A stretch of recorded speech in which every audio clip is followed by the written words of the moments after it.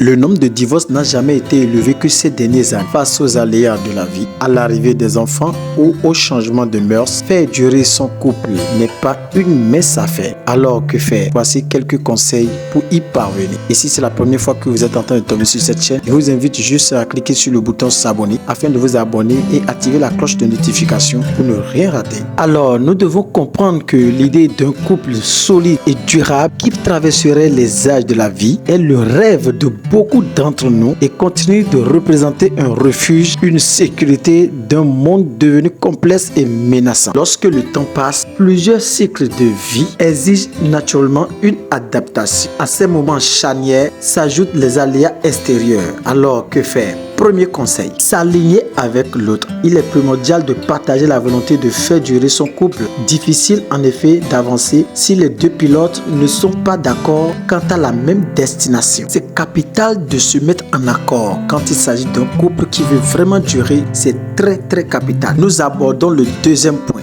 La communication. Ce n'est pas un secret, la communication au sein du couple est fondamentale, mais pas si simple à entretenir. Un couple qui ne se communique pas, il faut d'abord comprendre en même temps que les problèmes vont perdurer. Apprendre à se mettre dans la peau de l'autre augmente la compréhension, l'empathie et le respect envers lui ou elle.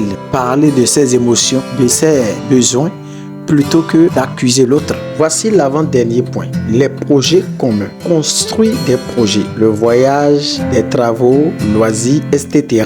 Tout ce qui permet à un couple de se projeter dans l'avenir est très précieux. Alors, il va falloir que le couple puisse s'entendre pour avoir des projets ensemble. Ainsi, nous abordons le dernier point, le désaccord. Gérer le désaccord. Vous devez oser aborder les désaccords. La confrontation à l'autre est indispensable pour maintenir une bonne entente. Enfouir le problème par crainte d'une dispute ne donnera rien de positif à long terme. Je connais beaucoup de couples qui, lorsque les problèmes commencent à surgir, l'autre essaye de se calmer.